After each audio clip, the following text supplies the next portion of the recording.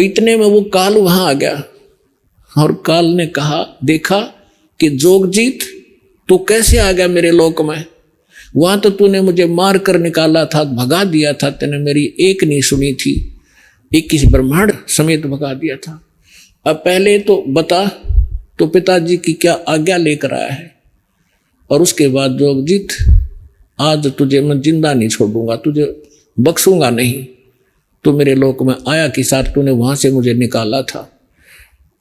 तो जोगजीत के रूप में परमात्मा खड़े थे, उन्होंने कहा कि भाई सुन ले बात, मैं नीचे के लोकों में जाऊंगा, ये सबसे ऊपर के 21वें ब्रह्मांड में इसने ऐसा एक जाल फैला रखा है, वहां गुप्त स्थान बना रखा है जहां ये तपस्या इसकी। तो परमात्मा ने कहा कि मैं नीचे जाऊंगा लोक में, ब्रह्मांडों में, और सभी प्राणियों को बताऊंगा कि भगवान नहीं है जिसको तुम परमात्मा मानकर पूज रहे हो, परमात्मा अन्य है, और उनको सत्य ज्ञान और सच्चा मंत्र दे के आऊंगा, और सभी प्राणियों को तेरा भांडा फोड़ूंगा कि ये काल है, तुम्हें खाता है, तुम इसकी पूजा करते हो।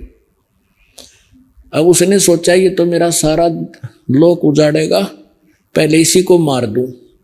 तो कहते हैं परमात्मा कि धर्मदास मुझे मारने के लिए इसने भयंकर रूप बनाया, और जैसे अभी खत्म कर देगा, मेरे ऊपर झपट्टा, तो मैंने सतनाम का सुमन कर दिया शुरू।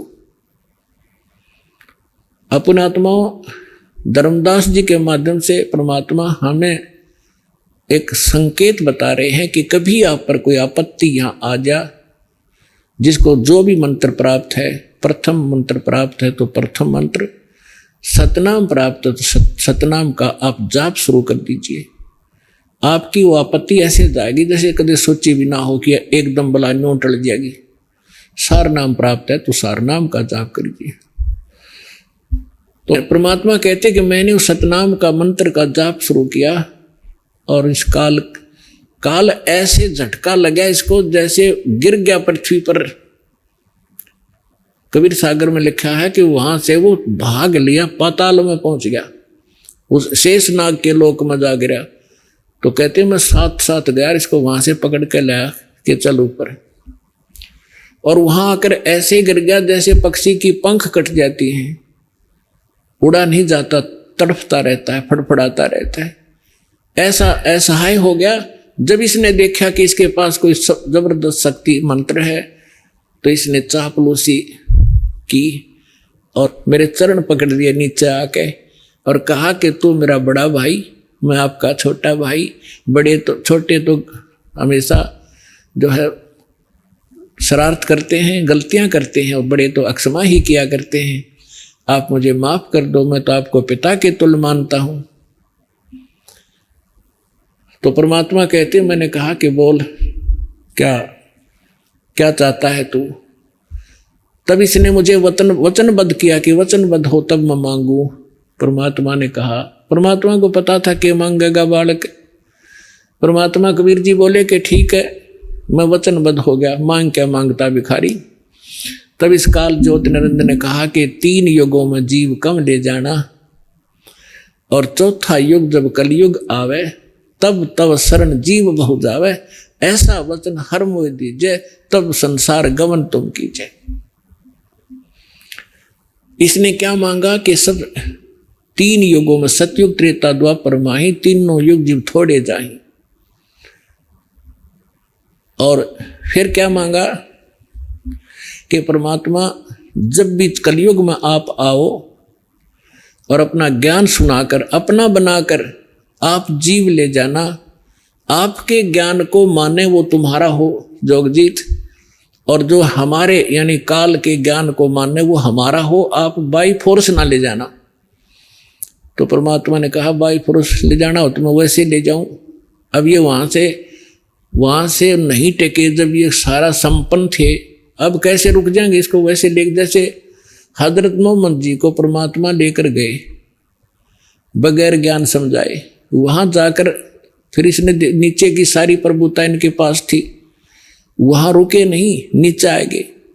तो परमात्मा ने को पता था कि सबको ऐसा ज्ञान से रंगूंगा, सच्चाई से, तब इनकी एक प्रबल इच्छा जागेगी, जैसे हमारी यहाँ इसके साथ आने की प्रबल इच्छा हुई थी ऐसी प्रबल इच्छा आपकी उत्पन्न होगी सतलोक जाने की। इस ज्ञान से आपके अंदर इतना जबरदस्त प्रेरणा होगी और भक्ति की शक्ति इस मन को दूर करेगी, आत्मा को उठावेगी।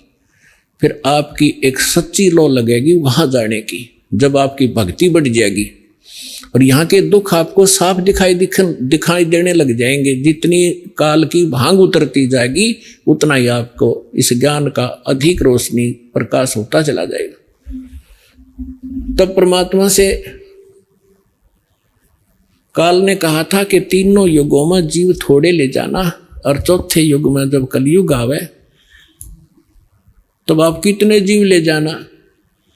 जब परमात्मा ने कहा भाई ठीक है तथास्तु, तब फिर उसी समय आंखें बदल ली और कहने लगे जाओ जोग जीत संसारा, आजियो तुम जब कलयुग में और जीव न माने कहा तुम्हारा।